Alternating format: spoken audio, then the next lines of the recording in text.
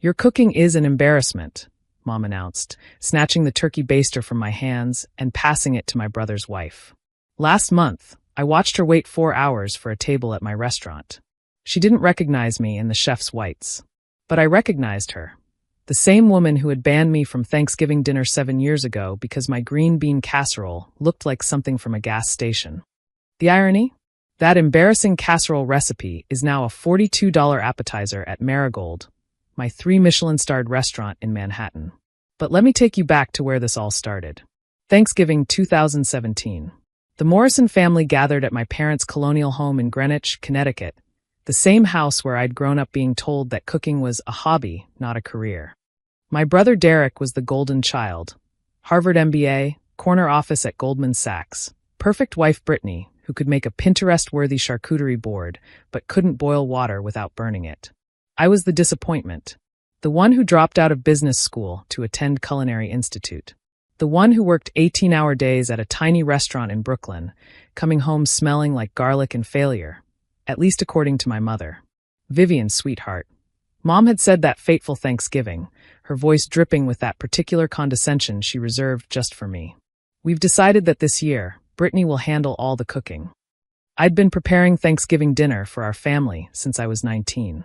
12 years of brining turkeys, perfecting gravy, and creating desserts that made my father cry with joy.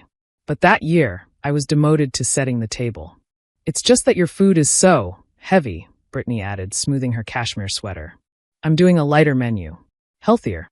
Her lighter menu consisted of a dry, overcooked turkey breast, box stuffing, and a sweet potato casserole topped with so many marshmallows it could have been dessert.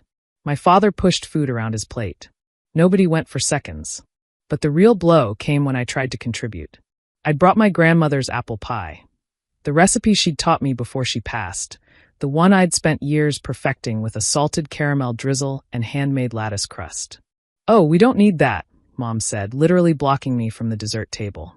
"Brittany made a lovely pumpkin cheesecake from Whole Foods. Store-bought is fine for family, Vivian. We're not trying to impress anyone." I left my grandmother's pie on the counter, untouched.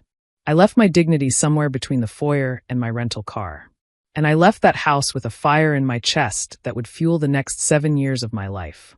The following Monday, I quit my sous chef position at a forgettable bistro and emptied my savings, $23,000, to open a 12-seat restaurant in a converted garage in Red Hook, Brooklyn.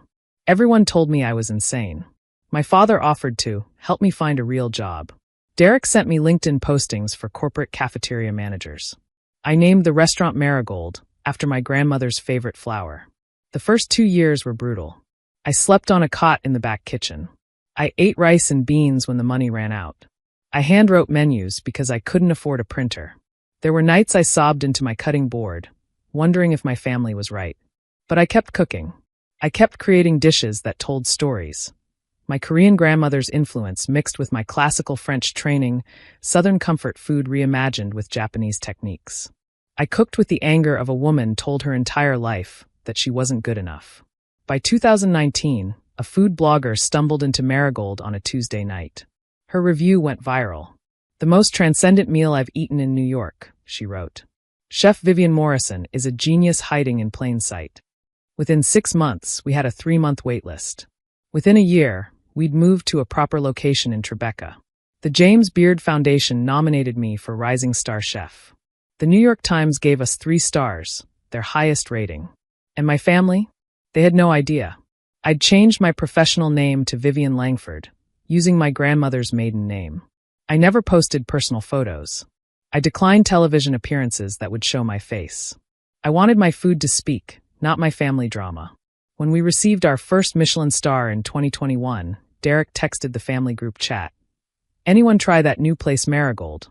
Brittany's been dying to go, but it's impossible to get reservations." I stared at that message for an hour. When the second star came, Mom actually mentioned at a family gathering that she'd heard wonderful things about that restaurant and how some chef from Brooklyn is really making waves. She didn't connect the dots. She never asked what I was doing with my life anymore. The third star was announced 6 months ago. 3 Michelin stars, a distinction held by only 13 restaurants in all of New York City. Forbes ran a cover story, Chef Vivian Langford, the reclusive genius behind America's best restaurant. Still, my family remained oblivious. Then came last month. My assistant informed me that a party of 4 had been waiting in our lounge for a table. Nearly 4 hours. This wasn't unusual. People waited all night for a chance to eat at Marigold. But when she mentioned the name on the reservation, my heart stopped. Morrison. Party of 4. Derek Morrison. I watched from the kitchen window as my brother, his wife, and my parents were finally seated at table 7. Mom was wearing the pearl necklace she saved for special occasions. Dad had on his good blazer.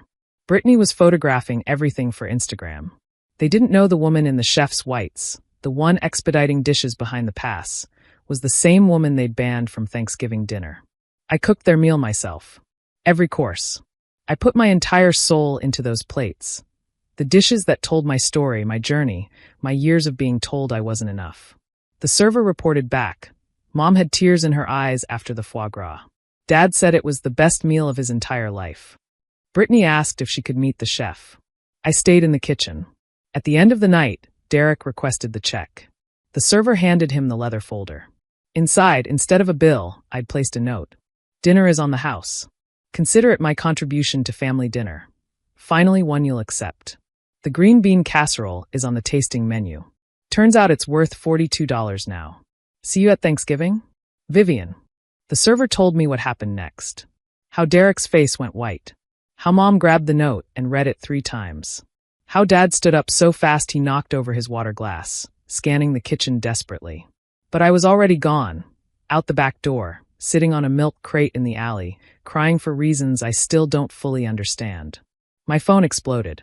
17 missed calls. 43 text messages.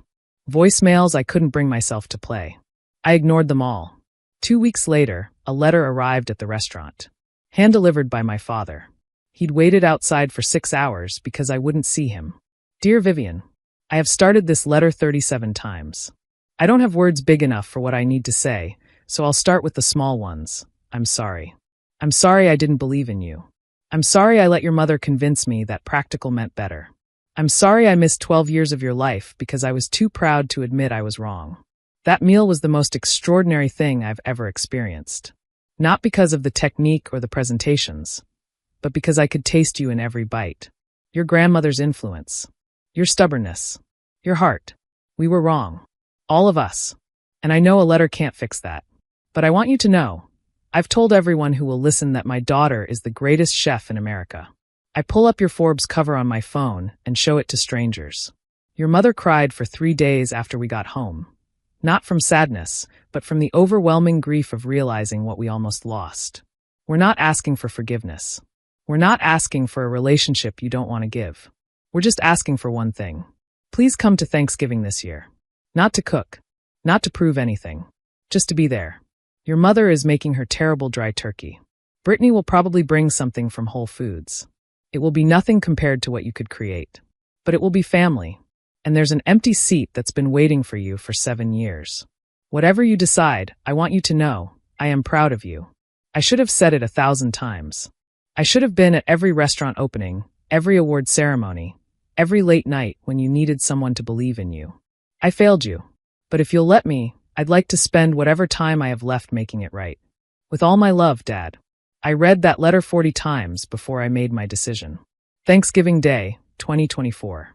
I pulled up to my parents' colonial home in Greenwich, Connecticut, for the first time in 7 years. My hands were shaking so badly I could barely turn off the engine. Mom opened the door before I reached the porch. She looked older. Smaller.